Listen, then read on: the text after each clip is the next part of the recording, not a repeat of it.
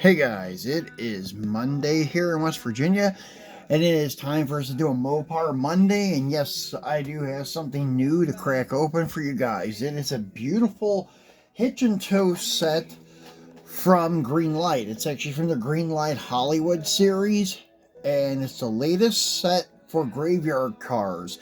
I think every Mopar fan has gotten this set because the group that I'm in on FB, everybody posted this when it first launched that they got one or that they wanted one, they're getting one, and so forth. And I was a little bit late to the party.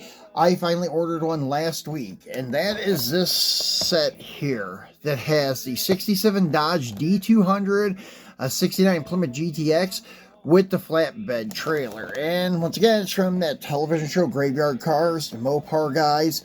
And I used to have some of their other Mopars, but I don't anymore, unfortunately. When I was in the Philippines, I had them. And anyways, though, this set was almost too irresistible to pass up. I've passed up a lot of like recent Mopar releases from Greenlight, just because like they were either e-bodies and I already have so many e-bodies and such. I do need some more Cudas though.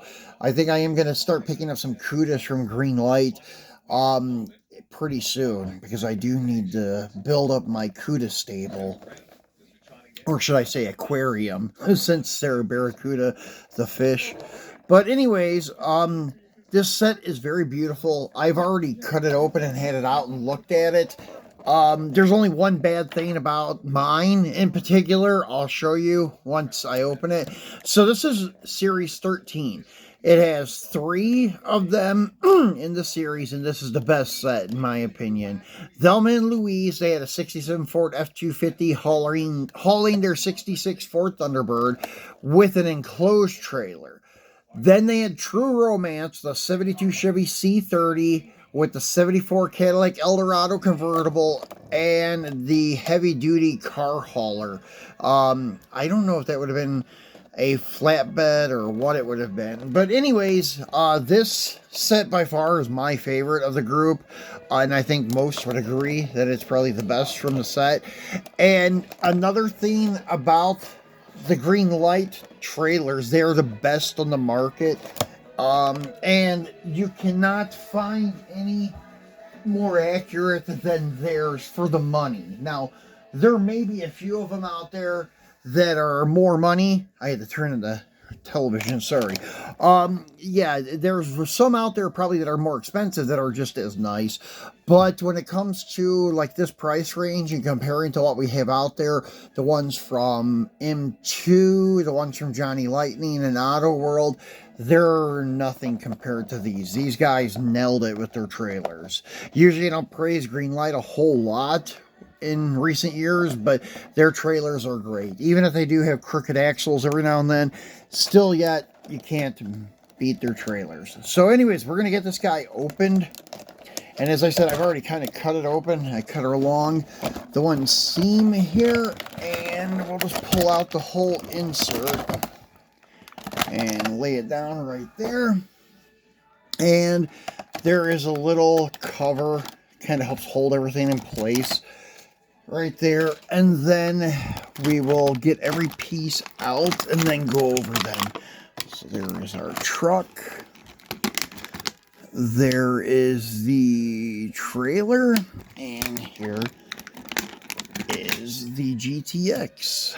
And anyways, we'll worry about the screw here and the ramps later. Yeah, these trailers are very accurate when it comes to true, like 1/64th. Like the M2 stuff, their trailer jacks and ball and hitch receivers, all of that is way too big on their stuff. And they made their flatbeds with the fenders inboard as part of the floor, so most cars are too wide. They don't fit between the fenders, whereas Greenlight nailed it. They got it perfect. As you can see, the fenders are on the outside, which is perfect, the way that it should be. So yeah, their trailers have always been awesome. Like I have another one sitting over here. That's one that I use for all of my picks and such. The only thing that I have that I could say bad about the trailers is that sometimes the screw in the screw jack strips out, or sometimes it doesn't work. There's too much paint in it, or something like that. But that's about the only thing. But besides that, who cares? It's a very nice trailer. And usually in these sets, everything is very well coordinated and color coordinated, I should say. As you can see, the fenders are blue, just like the truck and the car. The only thing I have to say bad about my set is that, and I'm used to this from Greenlight, the axles on my GTX are a little bit bent. I tried to see if I could fix them, and no, I don't think I can.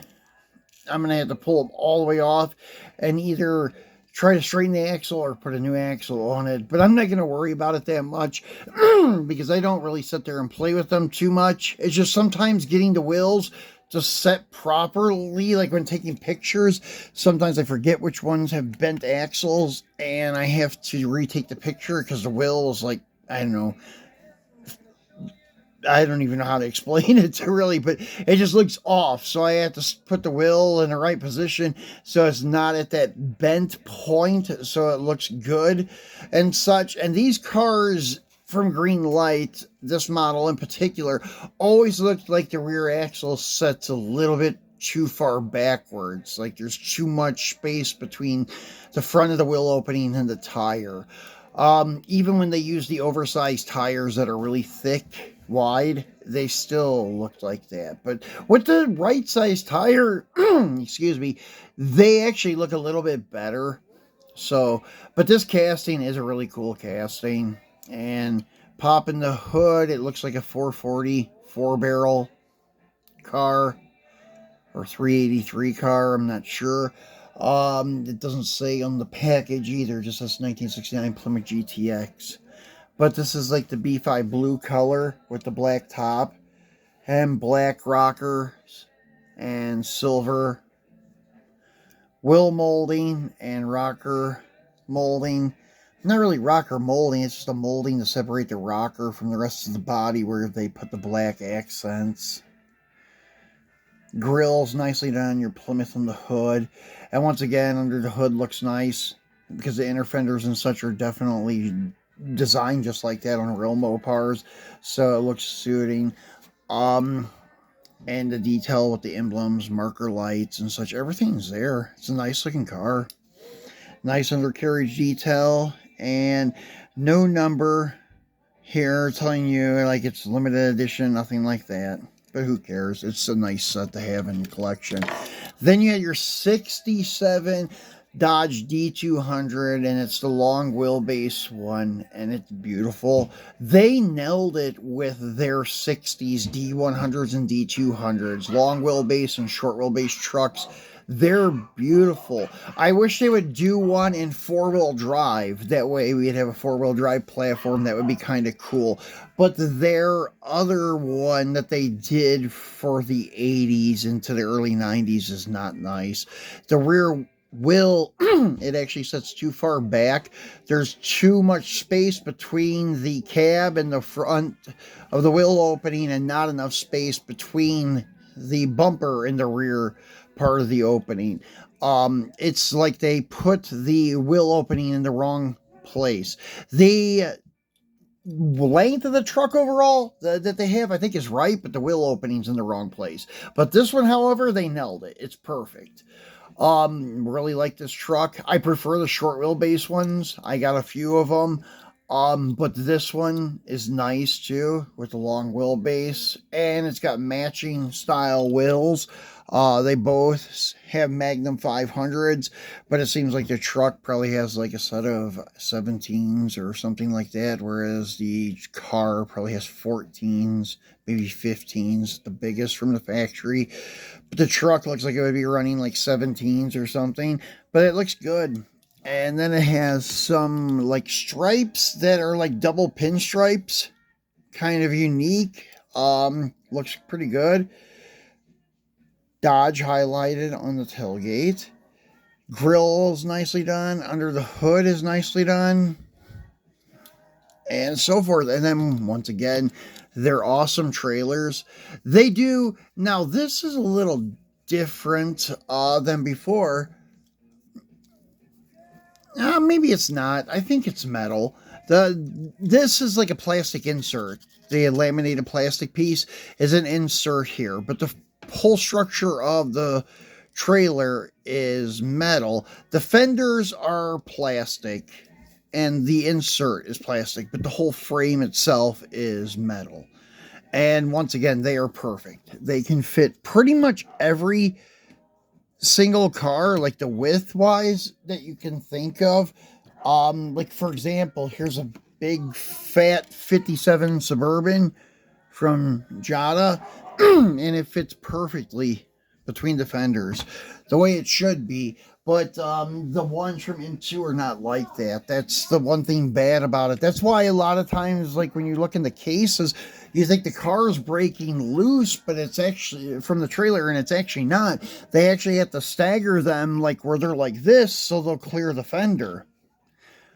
But yeah, that's why I never hold on to the M2 trailers. It's not like I don't like trailers and the hitch and tow sets and things like that and the auto haulers and stuff. But when it comes to having trailers, the only ones I use are the Greenlights, because the M2s are basically worthless in my opinion.